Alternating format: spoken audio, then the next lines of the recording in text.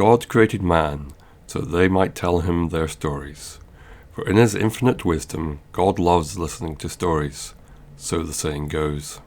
It's one of those pearls of wisdom, for in trying to understand people in the world, this for me holds as much truth as any physics equation.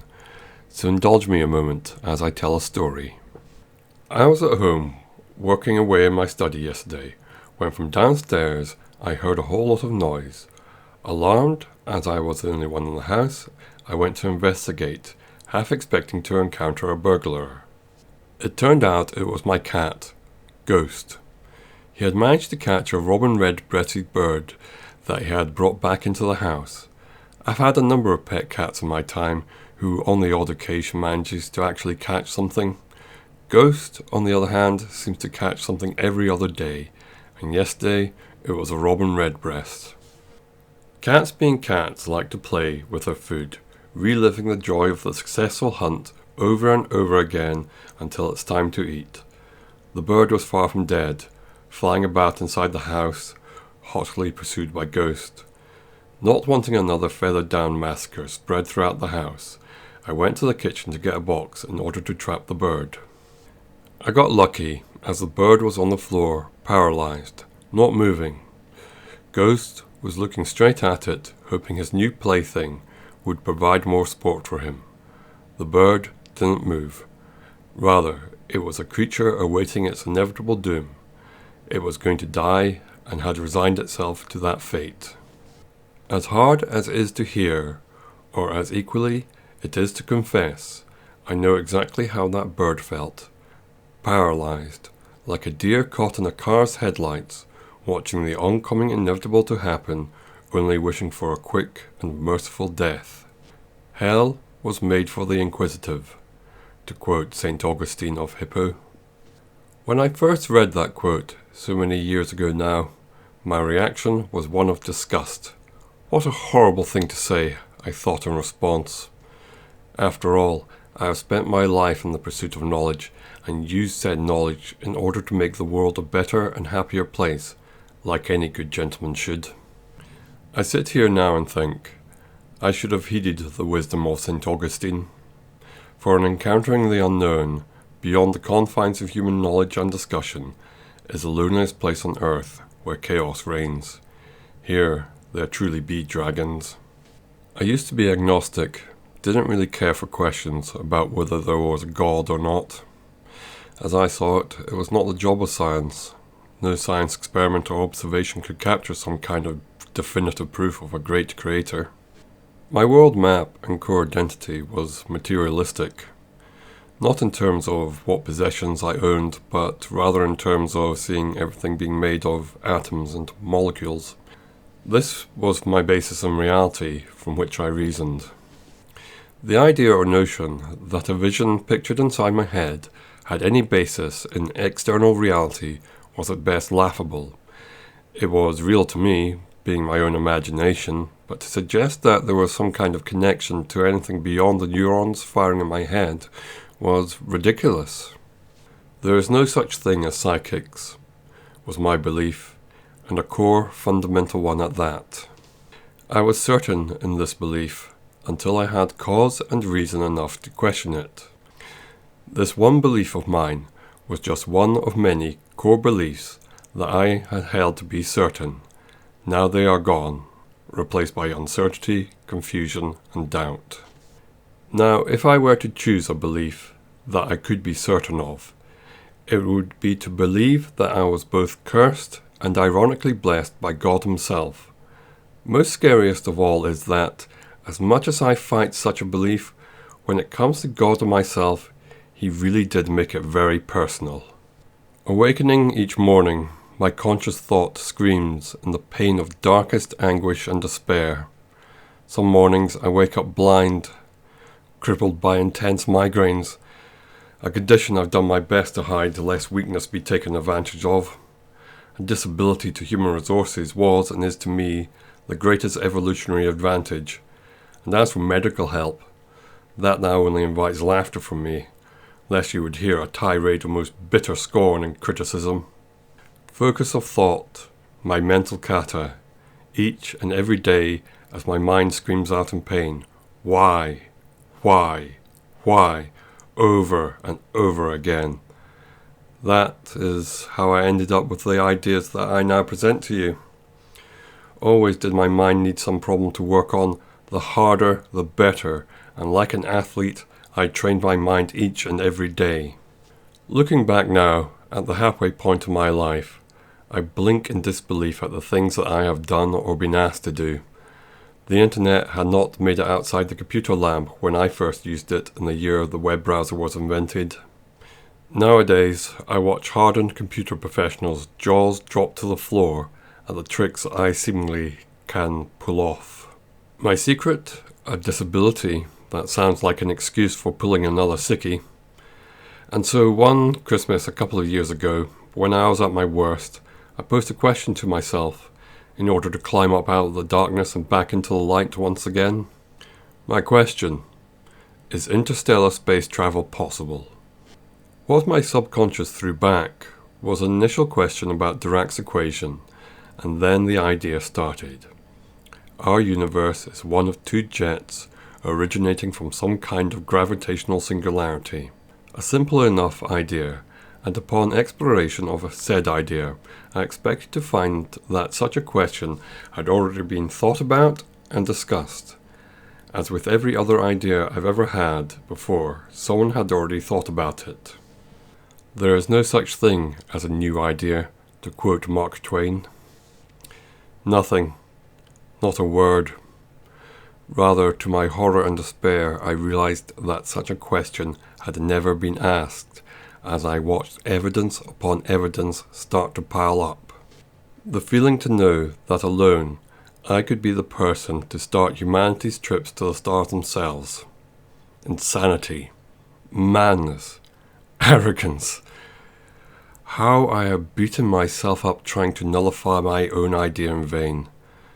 An engineer's reaction to the unknown. Now I ask myself, did ever a man or creature hold such power as I do now? Some people may call it arrogant. You'd be wrong. The thought is very genuine and a humbling question. I alone, by myself, have gone out into the chaotic darkness in order to try and answer the deepest questions we humans have ever asked of ourselves. Answers I have found. More answers than I could ever dream of. And please, don't get me wrong by what I mean when I say I alone. It's just that I have spent my life as a loner, hermit-like, living on the very fringes of society is what I mean by alone. The lone wolf genius, although I would not call myself as such. But genius is the proper word. I know exactly what I am about to do, having more than touched the full and naked mind of God himself, having shared a drink or two with him along the way. I mean, after all, in the coming section, I will present evidence in a case that looks to overthrow the foundational rock upon which current cosmology is founded upon, the cosmological principle. Ostracism, to me, is a natural state of being. I like being alone with my own thoughts, meditating on things that other people around me have little or no knowledge of, not in order to feel superior or special in any way. No, that is folly. But rather as a necessity because of my illness, in order to overcome the depths of darkest despair, in order to return to the light. I have spent my life filling my head with treasures of knowledge. I will die a very rich man, and I can take my treasures with me when I die, for it is within me. But in having this idea and following its path, I have been met with a vision of everything, both inside and outside of creation. Now I turn to my fellow man and ask, why are we not building our own flying saucers and traveling to the stars? Only to find a reaction that draws a blank look, as people recoil in fear at the mad lunatic standing before them. And yet again, I feel that old familiar sensation of disappointment with my fellow man. The drip, drip, drip effect. Each drop a further loss of faith in my fellow human, leaving naught but a pit of despair in its wake. But what about God? What about religion, you may think? After all, I talk as one who sounds like they've met God personally. But ostracism, my natural state, was forced upon me as a child because of religion and belief. I'm not from a religious family. We respected it, but it just wasn't our thing. In fact, the concept of a religious belief was completely alien to me. Sunday school was my first experience, and the general message taught there was, be kind and excellent to one another. Can't really argue with that now, can you? But I grew up in the 80s, during the times of the Troubles, in Northern Ireland, when sectarian hatred and conflict divided communities between Protestant and Catholic, between Unionist and Separatist. Dad had just retired from the RAF, and he had managed to find work flying planes in Northern Ireland. As a 7-year-old kid, I came in as an outsider now living in Northern Ireland, and it was here that I first felt loneliness. I'd gone from being a popular kid with friends to someone no one wanted to be friends with, and I had no idea why this was. And I did the human thing. I blamed myself for the hurt I felt. But it was when I went to boarding school, in the freezing cold middle of nowhere in Scotland, that the real lasting damage was done. Here, as a 10-year-old kid, I was subtly branded a devil worshipper by the evangelical American preacher who was the chaplain of the school. It is very hard to make people understand or comprehend the idea that only a couple of decades ago, that being branded a witch or wizard, worshipping the devil using magic, was in fact a very real thing. That's something from the days of the Salem witch trials, you might think. No, I have experienced it. Let me explain the moral panic sweeping America at the time in the 80s. Fantasy literature and games was just starting. For me, it was playing the fighting fantasy role-playing books. But for the all-powerful evangelicals who controlled the right wing of the Republican Party, such material was sinful and devil worship. The logic behind it shows the very deep level of thinking these people had. One now very popular game, thanks in part to this moral panic of outrage, was Dungeons and Dragons. In creating your character when rolling up its statistics, in the game you would use 3 6-sided dice. The higher the roll, the better the character stats.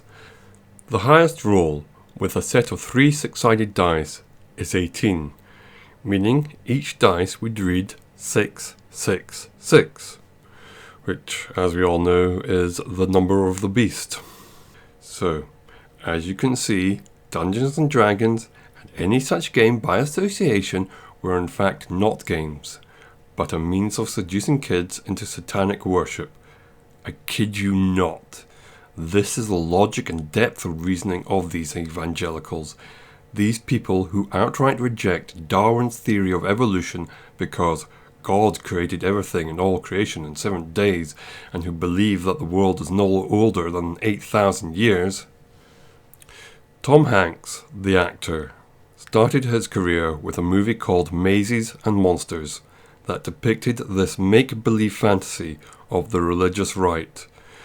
Of course, being in an isolated environment where Christian faith is central to the boarding school's community was prime real estate for such a fantasy. And I, as a 10-year-old, was undesirable number 1, and branded by all other kids as worshipping the devil. I became an object of hate and fear, and it was cool and righteous that I should be spat on, kicked, punched, and called every derogatory name under the sun. And so cursed by God, I learned how to live the life of an outcast, marked with the number of the beast by the evangelical church. People talk about the Salem witch trials and the horror of persecution by the old church, and I say, I know, because I have been branded as such in these modern times, and people don't believe me. The memory of the Orkney child abuse scandal forgotten. Nowadays, it's not Christianity that has a problem, but Islam. Shia versus Sunni versus the rest of the world's population and faiths, all the while playing the victim of the oppressed minority.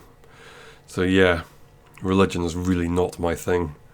The mental scars remain and never did heal, as emotion was buried deep, having been affectionately nicknamed spastic one too many times. And so I have lived the life of a hermit, though a very successful one, but like the trapped bird awaiting its death at the hands of Ghost, my cat, I know how it felt. For that is the lasting legacy of such a moral panic. And in turn, the evangelical church in me has created their own worst nightmare incarnate. Though how I got my own lightning bolt scar is a tale for later. As for the bird, I got in the box, I took it outside and it flew away to live another day.